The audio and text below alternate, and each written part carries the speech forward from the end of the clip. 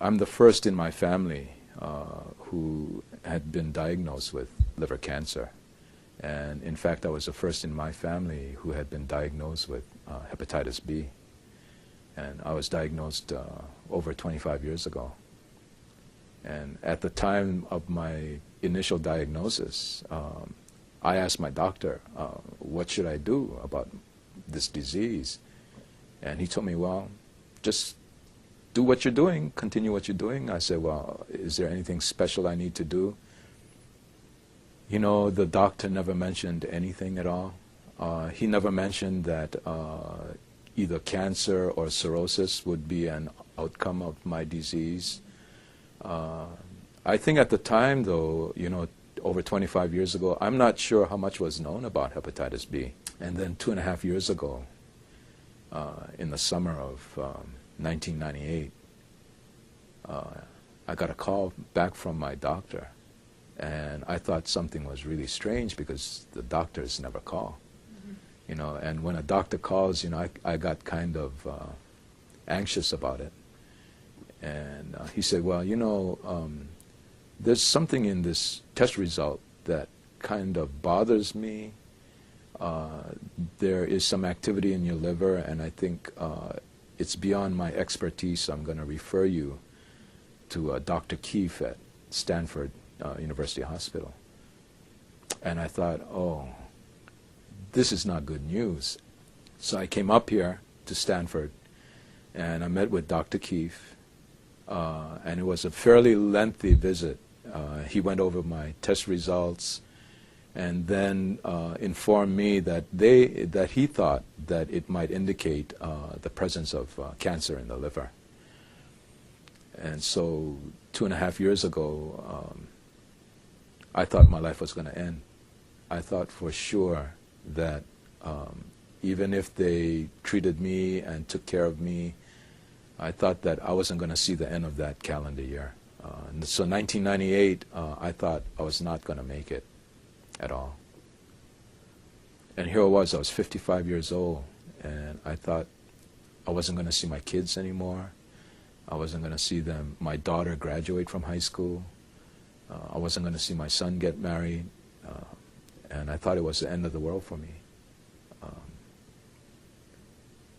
So it was a very big shock in my life. I was lucky.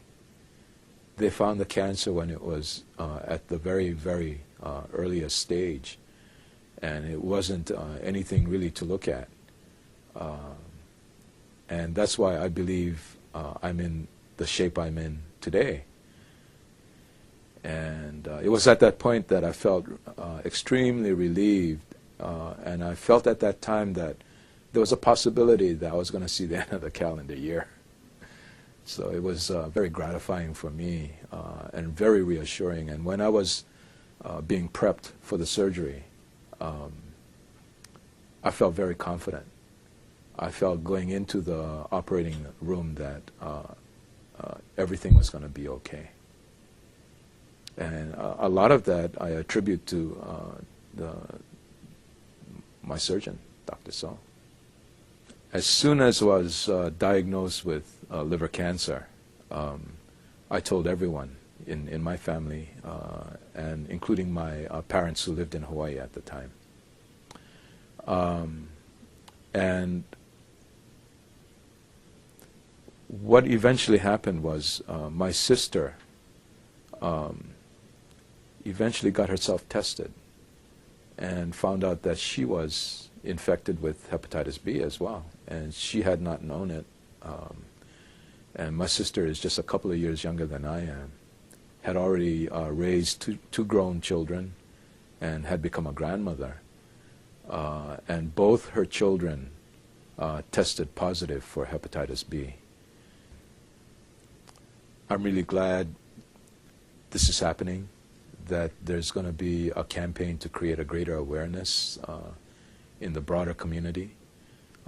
All too often people think that their illness is a private matter, and to a large extent it is.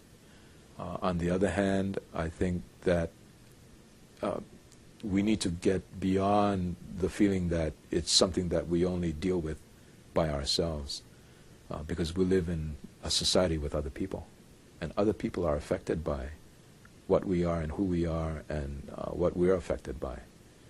And so I think this is really great what's happening here, and I think it's been a long time coming. So I'm glad someone's taking the initiative in doing this right now.